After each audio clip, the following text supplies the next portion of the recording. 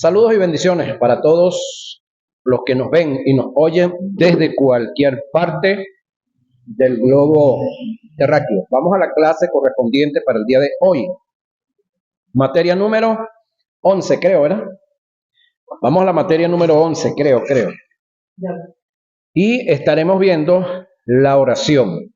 Vamos a hablar acerca de la oración, ¿sí? Es parte de nuestra relación, de nuestra comunicación con el Creador.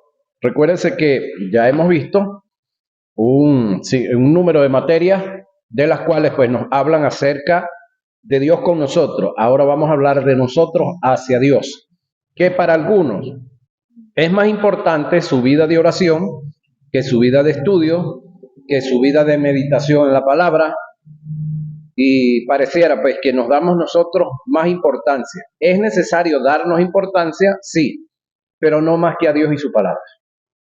Es más importante Dios y es más importante su palabra. Es más, lo que nos ha llevado a nosotros a orar es haber conocido a Dios. Ahora, ¿dónde conocimos y cómo conocimos a Dios? En su palabra. Por lo tanto, es más importante su palabra y meditar en su palabra que la misma oración. Con esto no estoy diciendo que no ore, ¿no? Pero sí es un desafío para hombres y mujeres que uno los oye hablando de que pasan horas y horas orando. Yo no estoy en contra de eso, pero si yo soy, o si tú eres una persona que pasa, qué sé yo, 5, 4, 3, 10 horas de oración, debieras de dividirlo entre, si son 10 horas de oración que pasa, bueno, debes de orar 5 y debes de leer, estudiar y meditar en la palabra 5, porque tú no eres más importante que Dios. No sé si, dijo un amigo mío, no sé si me hago entender. Yo sé que esto choca con mucha gente, pero es una verdad no conveniente, controversial. A eso vamos. La oración eficaz del justo puede mucho. Ya va. La oración, eficaz, otro punto, del justo puede mucho. Ya sabemos que los justos somos nosotros, porque hemos sido justificados. Por lo tanto, si tú eres de los que se considera un pecador, hermano mío, no ores, porque aquí no hay base para ti. No dice la oración de los pecadores puede mucho. La oración eficaz, pero acá el punto es del justo. Puede mucho. ¿Puede mucho qué? Ahí es donde vamos a revisar eso. La base bíblica está en Santiago 5:16. Orad sin cesar. Es otro o es un mandamiento. Acá no es si te parece, no te dice la posición. Cuando hablamos de oración, no sé si está acá en la guía, no lo he revisado, esta guía nueva. Hay 7 posiciones, 7 maneras, 7 maneras corporales para orar. Una es de rodillas, otra es de pie, otra es acostado boca abajo, otra es acostado de lado, acostado boca arriba, sentado, caminando. Es decir, no hay una manera como tal para hacerlo. Sin embargo, acá hay un texto que me dice orar sin cesar. Sin cesar es perennemente, constantemente, donde quiera y como quiera que estés. Si eres un pescador y estás en el río, lo vas a hacer allá. Si eres un conductor y vas manejando cualquier carro o moto, no puedes orar con los ojos cerrados, al menos que te quieras matar, ni matar lo que anda contigo, y echarle la broma a otro, o al que choque, y así sucesivamente. Ahora, a nosotros se nos han enseñado, óigame, posiciones de oración, y le hemos dado mucha importancia a las posiciones de oración que al Dios al que le estamos orando. Sin embargo, acá hemos estudiado sobre la fe, hemos estudiado sobre Cristo, hemos estudiado sobre el Espíritu Santo, sobre los dones del Espíritu, sobre la oración y otros puntos más. Creo que estamos bastante entendidos de lo que es Dios y su diversidad para entonces ahora hablar de la oración. Ahora, vamos a la introducción sobre este tema. ¿Cuál es el tema? La oración. El mejor ejemplo que tenemos para hacer de la oración un estilo de vida, al igual que la fe, es el que nos dio Jesús, el Maestro. Las Escrituras dan testimonio de que Él se apartaba a lugares a orar solo y algunas veces lo hacía durante toda la noche. Levantándose, muy de mañana, siendo aún muy oscuro, salió y se fue a un lugar desierto, allí oraba. ¿Quién? Jesús. Lo hacía solo, no se llevaba a más nadie. Ahora, aprendí algo en cuanto a el por qué Jesús pasaba tanto tiempo orando. Y muchas veces algunos de nosotros no pasamos tanto tiempo orando. Y otros es que mandan a los demás a orar, pero ellos no oran. ¿Sí? Entonces, se hacen cadenas de 24 horas de oración, de 72 horas de oración y de más tiempo de oración. Ahora, el detalle está que muchos de nosotros, cuando nos toca la hora, por decir algo, 10 de la noche, 11 de la noche, nos tiramos de rodillas y ya con 10 o 15 o 20 minutos de estar ahí, ya dijimos todo lo que teníamos en la mente y no hay más nada que decir. Entonces comenzamos o a cantar canciones, no, te mandaron a orar, no a cantar canciones, o comenzamos a expresar ciertas acciones que las creemos de oración, sin embargo son de adoración, como decir aleluya, gloria a Dios, santo, santo es el Señor. Ahora, ¿por qué pasa eso? Porque nos falta conocer más a Dios y nos falta tener un objetivo, en este caso más amplio de oración. Si nos refiriéramos a orar por Venezuela, el país lo componen 5 poderes. Pero esos poderes tienen a su vez subdivisiones de poderes. Aparte del poder nacional, están los poderes, esos mismos 5, a nivel estatal, a nivel municipal, a nivel parroquial y a nivel de los sectores. Entonces, si nosotros ampliamos esa parte, es decir, conocemos la nación, conocemos la familia, entonces creo que vamos a tener más por qué orar. Mi pregunta es, si yo le preguntara a usted cuáles son los 5 poderes que componen la nación, ¿será que usted se lo sabe de memoria, los 5?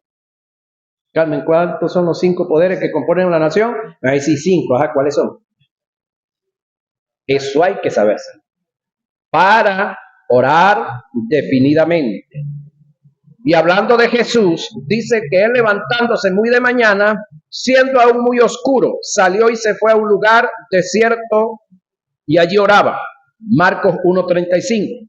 En aquellos días, él fue al monte a orar y pasó la noche orando a Dios. Lucas 6:2. En el caso de Lucas 6:2, Jesús pasa toda la noche orando y baja del monte y escoge a los 12 discípulos de entre la multitud que estaba con él.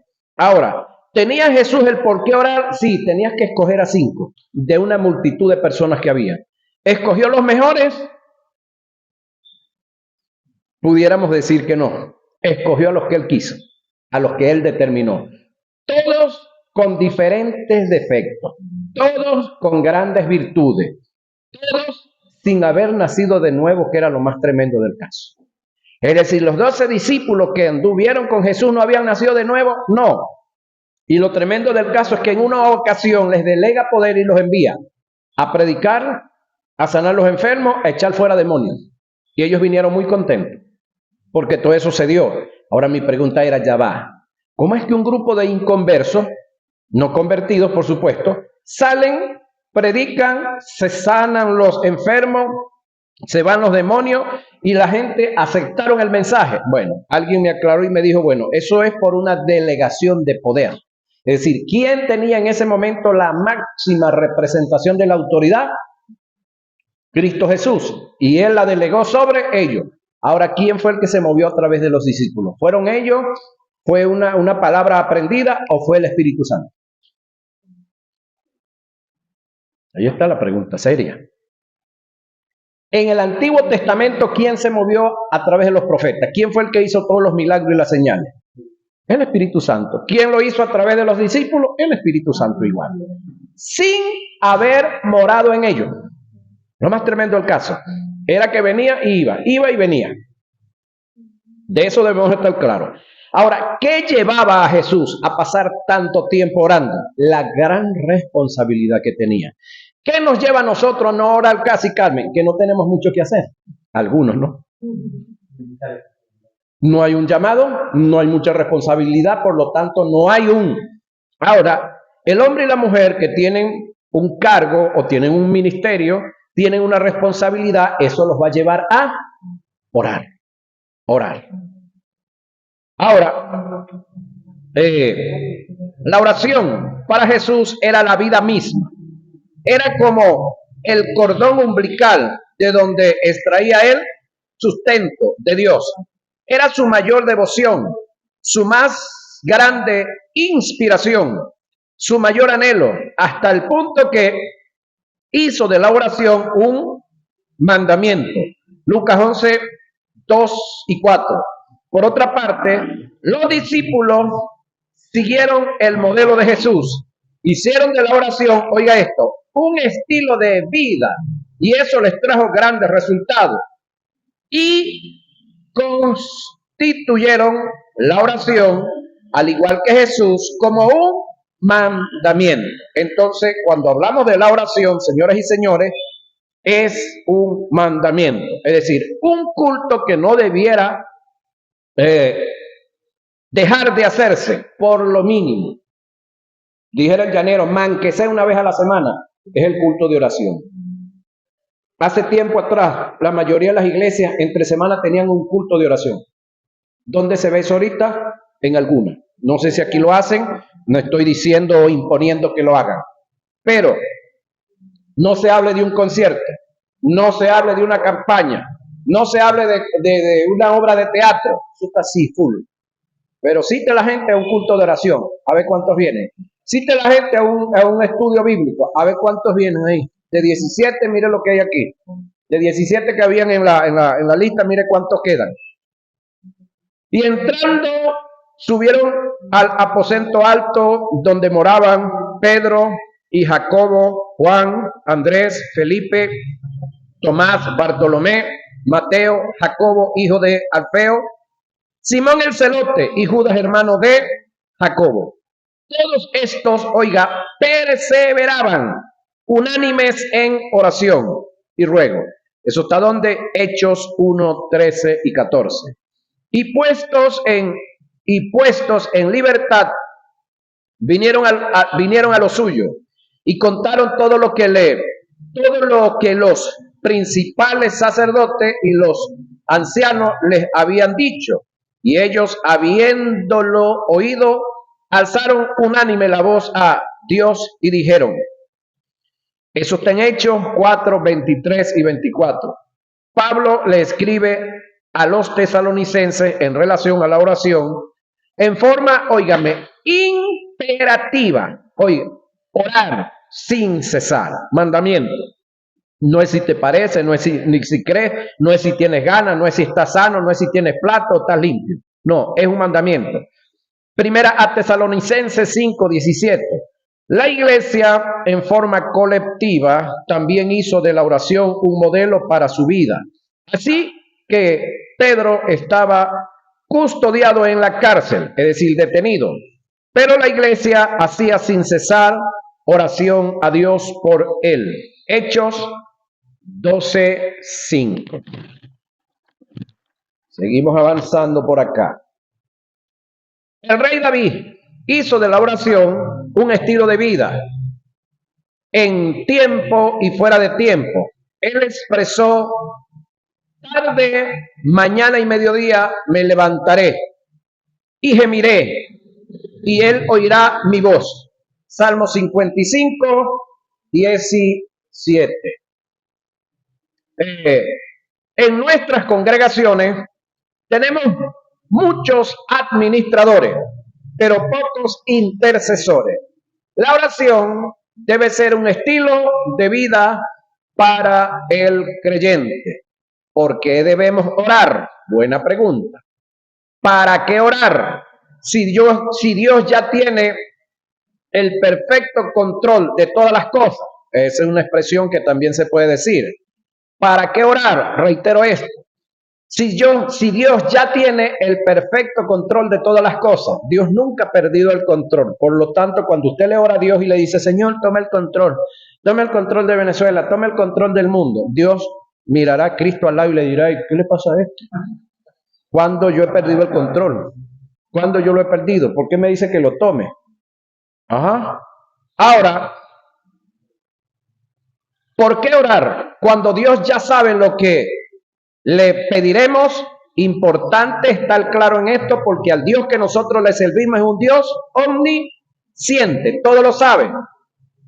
Cuando le vamos a orar, ya Él sabe lo que le vamos a pedir antes de hacerlo. Dios en su prognosis conoce nuestro pasado, presente y futuro. Su eterno conocimiento no se va a alterar por nuestra oración. Entonces, ¿para qué orar? Vaya analizando esto, hermano, muy importante. Es decir, Dios es un ser que tiene programa hecho. Las cosas van a ir sucediendo como está establecido. Señor, no permitas que se dé tal guerra. Ya va. Si eso está establecido, compañero, eso no lo detiene nadie. Entonces, ¿para qué orarle a Dios que no sucedan las guerras? Creo que nuestra oración debe ser que se salven los que están perdidos y que los que ya son salvos se puedan mantener en medio de las guerras. Porque no solamente en medio de las guerras mueren los que están peleando, sino los que están entre el medio, ¿no? Y muchos de los que están peleando obedecen a un ejército que los mandó y tienen que ir ya. Ahora, el conocimiento, si su eterno conocimiento no se va a alterar por nuestra oración, entonces, ¿para qué orar? Son preguntas para que nos cuestionemos un poquitico. En esta observación hay un misterio, pero hay razones para orar, señoras y señores. La Escritura Sagrada dan razones significativas el por qué debemos orar. El conocerlas y aplicarlas traerán grandes resultados favorables a nuestras vidas. Pasemos a detallar cada una de ellas. Es un mandamiento, es decir, ¿por qué orar? Es un mandamiento, señoras y señores. Mateo 26:41, Primera Tesalonicenses 5:17, Primera a Timoteo 2:8. Es decir, el por qué orar sencillamente es un mandamiento. Dios demanda la oración del creyente, mas no obliga al creyente a orar. El creyente debe descubrir la sustancia de la oración, los valores que implican y el alcance que tiene hasta que la oración llegue a ser, óigame, placentera para él y deje de ser una carga. Es decir, hay creyentes que no oran porque la oración sencillamente para ellos es una carga, no es placentero. Ahora, ¿cuándo es que para usted es placentera una conversación? Bueno, cuando con el ser que usted está hablando, usted está enamorado de él. Es placentera. O cuando el ser con el que usted está hablando le va a plantear un negocio en el cual usted sabe que le van a quedar buenos dividendos, buenas ganancias. Es placentera. O cuando la historia es muy buena y usted quiere aprender. Para no decir del chisme, no. De eso no. Ahora, óigame, cuando la oración es una carga y un fastidio para el creyente, se debe a que éste no conoce el sujeto de la oración. Y yo creo que ya aquí hablamos bastante del sujeto de la oración, que es Dios, en el conjunto de la deidad. El privilegio que encierra el poder conversar con él, ser más formidable del universo, el alcance que tiene la oración, los logros que se pueden tener a través de ella, hasta que el creyente no se le ilumine y tome conciencia de esta verdad, jamás la oración tendrá significado ni será placentera para él. La oración debe ser uno de nuestros mayores anhelos. Los valores y la sustancia de la oración fueron entendidos por el profeta Daniel, que aún bajo amenaza todos los días, oiga, se disponía 3 veces a llevar a cabo dicha acción y nada, ni nadie lo apartó de ella. Cuando Daniel supo que el edicto había sido firmado, entró en su casa, oiga lo que viene, y abiertas las ventanas de su cámara que daba hacia Jerusalén, se arrodillaba 3 veces al día, no dice el tiempo, cuánto tiempo pasaba, era un hombre de trabajo yo, muy ocupado, y oraba y daba gracias delante de Dios como lo solía hacer antes. Grábese esta, porque aquí voy a pegar duro. Es decir, cuando Daniel se enteró que habían firmado un edicto, eso está en Daniel 6:10. Cuando Daniel se enteró de esto, él no comenzó a orar. Él lo hacía siempre. Tenemos un problema aquí en Venezuela.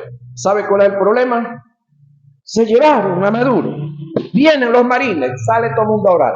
Hacen cadenas de oración y cuantas cosas más. Mi pregunta es, ¿quién nos puso a orar? La ausencia de Maduro y la venida de los gringos. 12 de octubre, antiguamente Día de la Raza, actualmente Día de la Resistencia Indígena. Ayunos y oración, a veces un día, 2 días antes. Ya va. ¿Por qué ese día? Porque se reúnen todos los brujos allá en Sorte y se reúnen en diferentes lugares y diferentes sitios a hacer todas sus cuestiones, sus reuniones y cuantas cosas más. Ahora mi pregunta es, ¿quién nos puso a orar? ¿Dios o los brujos? Es decir, si los brujos no existieran, bueno, entonces tenemos que darle gracias a Dios por los brujos y por la brujería que pone a los evangélicos a orar y a ayunar y a vigilar. ¡Qué grosería! Lo mismo pasa, creo que es el 5 o 6 de diciembre, el de Santa Bárbara, el 4. Entonces, ¿quién nos pone a orar? Antes, yo no sé si a usted le llegó a pasar por el teléfono, mire, nos mandaban un mensajito y decían, 400 brujos o 4,000 brujos vienen entrando a Venezuela, vienen de África, vienen de Cuba, vienen de Haití, porque en Estados Unidos no hay brujos, yo en Inglaterra tampoco, allá esos no son brujos, en Israel tampoco hay brujos, no, solamente vienen de África, solamente de Haití y de Cuba, es decir, ¿cómo se llama la otra isla que está al lado de Haití? En República Dominicana, no hay brujos, ¿verdad? Solamente la negra es Cuba y Haití, aquí en esta parte del mundo y África. Ahora la pregunta es, ¿cómo cree usted que llegan 4,000 brujos? ¿Cuántos aviones necesitan para que lleguen 4,000 brujos al país? Bueno, esas eran cadenas a propósito para que la gente, los evangélicos comenzaran a mandar y a mandar y a mandar y a usar WhatsApp y a gastar la plata. ¿Quién nos pone a orar? El diablo. Ahora, yo no estoy diciendo con esto que no ore. Yo estoy diciendo que hagamos oraciones eficaces. Oración eficaz no es que el diablo lo ponga a usted a orar, no es que las circunstancias lo pongan a orar, es que aprendamos como Daniel, que lo hacía siempre, constantemente. Llegó el edicto, él siguió orando, era como antes lo venía haciendo. Entonces, a que se dio en los días estos y que se organizaron estos individuos para hacer alguna de sus fechorías, usted sigue orando como lo está haciendo. Es decir, a usted no lo debe poner a orar el diablo y los que le trabajan a él. Ahora, reitero el caso de Daniel. Él siguió orando como lo solía hacer antes. La oración le da acceso a la soberanía de Dios. Oiga lo que viene, muy importante. Una de las cosas que debemos entender es que Dios es soberano. Pero el término soberano no es que Dios puede y va a hacer lo que le venga en. Ya usted entendió lo demás. Eso no es soberanía.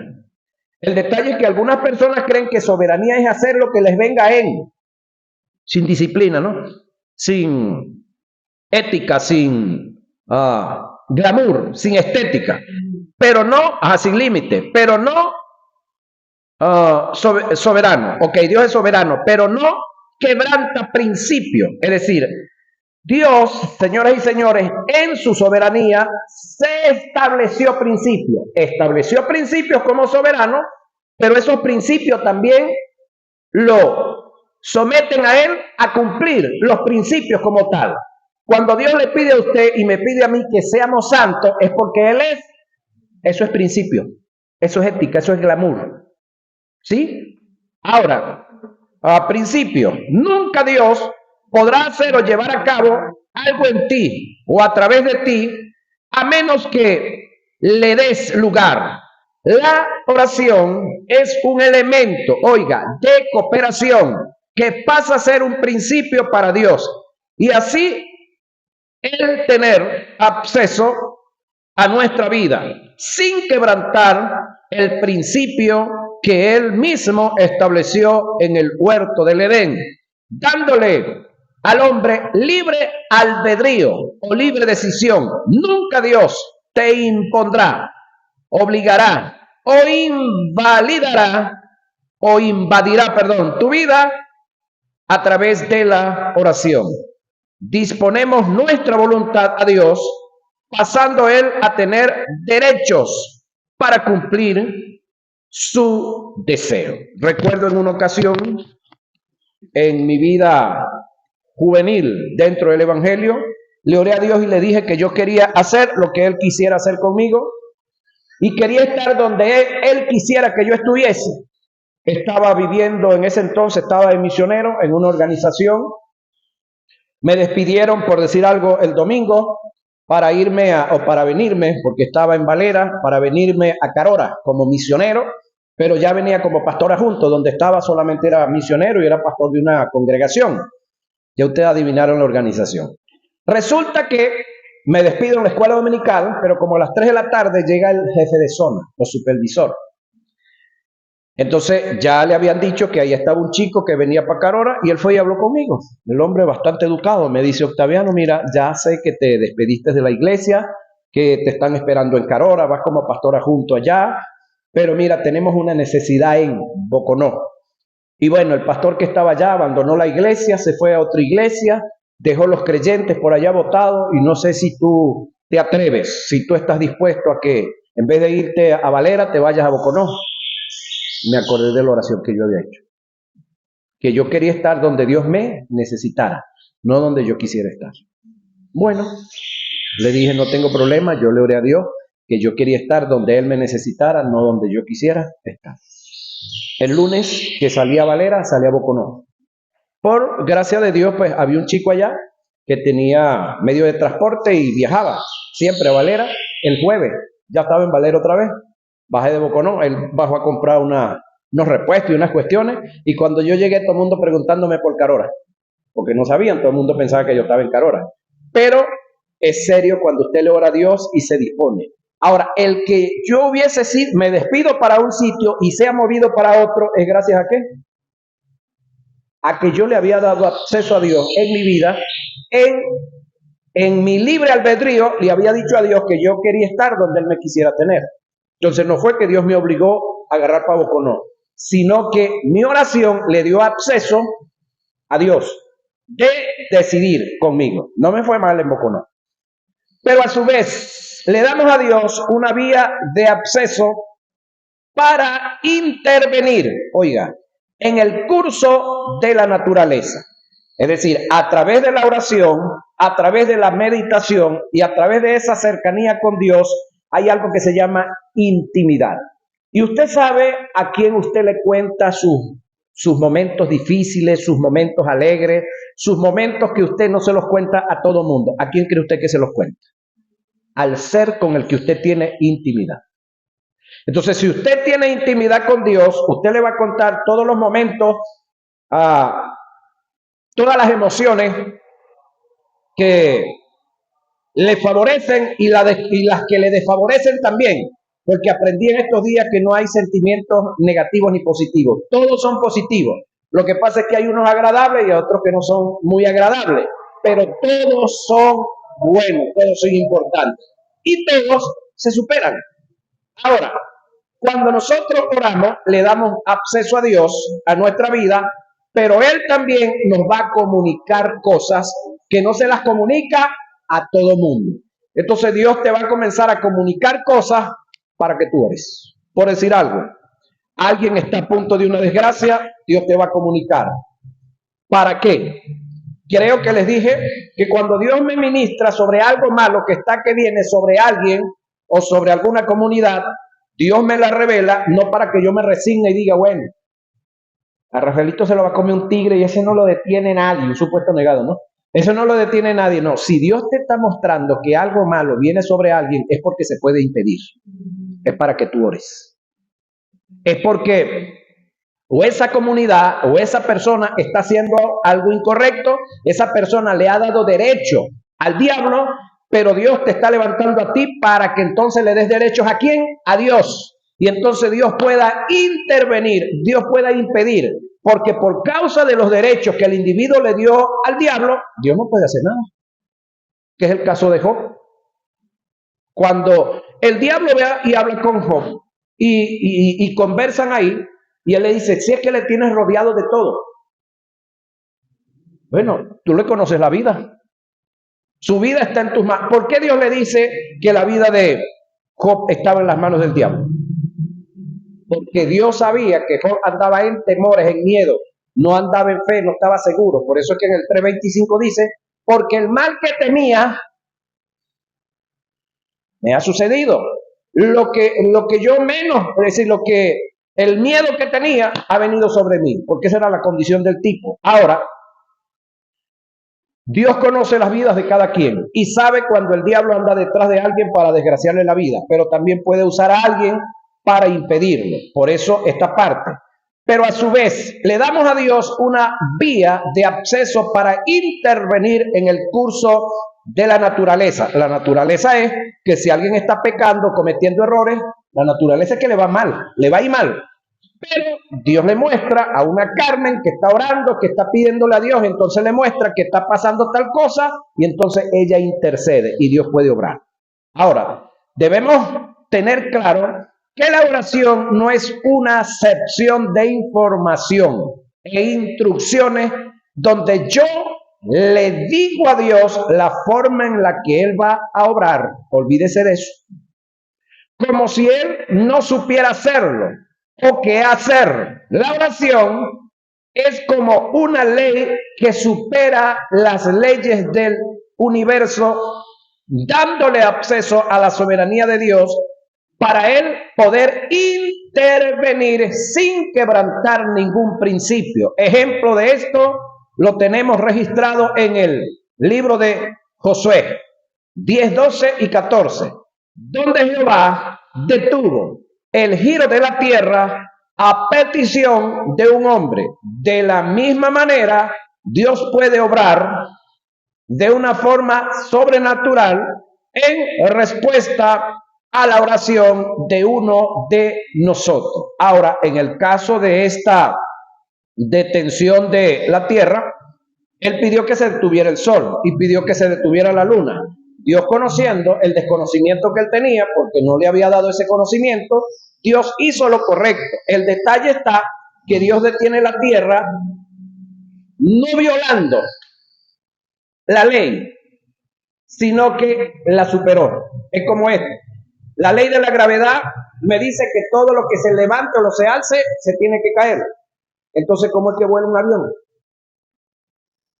¿Por qué un avión vuela? ¿Está violando la ley de la gravedad? No, la supera. No la viola, la supera. Sin embargo, cuando se le apaga un motor o los dos allá arriba, abajo es que va. En conclusión, a través de la oración se puede dar dos grandes principios. El primero es que le damos acceso a Dios para intervenir, oiga, en nuestra voluntad.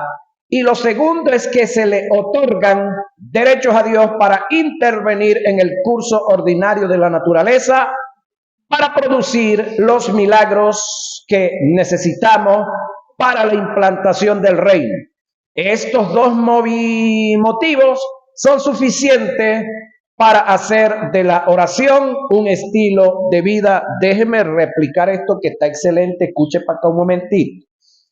En conclusión, a través de la oración se pueden dar dos grandes principios. El primero es que le damos acceso a Dios para intervenir en nuestra voluntad. Y lo segundo es que se le otorgan derechos a Dios para intervenir en el curso ordinario de la naturaleza para producir los milagros que necesitamos para la implantación, muy importante esta sobre todo, para la implantación del reino. Estos dos motivos son suficientes para hacer de la oración un estilo de vida. Es el único medio que tiene el creyente para comunicarse con Dios. Es decir, la oración es el único medio que usted y yo tenemos para comunicarnos nosotros con Dios. Ahora, ¿cuál es el medio que Dios tiene para comunicarse con nosotros? Si la oración es el medio que yo tengo para comunicarme con Dios, ¿alguien me puede decir cuál es el medio que Dios tiene para comunicarse con nosotros? Su palabra, muy especialmente la palabra escrita. De paso, el Espíritu Santo no te va a venir a ti a decir algo que venga en contra de lo que ya está escrito. Te puede iluminar cosas que no van a chocar con lo que está escrito, pero que no está escrito. Sí, eso es lo que se conoce como extra bíblico. Algo extra bíblico. No va a chocar con lo que ya está escrito para nada, pero va más allá de lo que está escrito.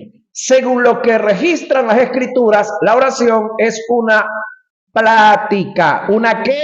Plática, diga conmigo, plática. Hablar, no es gritar. Una conversación, diga conmigo, conversación. Para que se convenza, ¿no? Y después no vaya a estar con el micrófono pegando gritos y alaridos ahí. Un diálogo, diga diálogo. Es un diálogo, escúcheme. Plática, conversación, diálogo. Quien no ora nunca será dirigido por Dios. La grandeza en la oración es que tengamos respuestas de Dios y jamás Dios puede dar respuestas a quien no las pide en oración. Importante esto. La importancia de conocer la materia. Hay un principio establecido en la palabra que indica que nunca podemos aplicar lo que no conocemos y nunca podemos conocer lo que no tenemos. Según el principio, lo importante no es tener, sino conocer, y lo importante no es conocer, sino aplicar.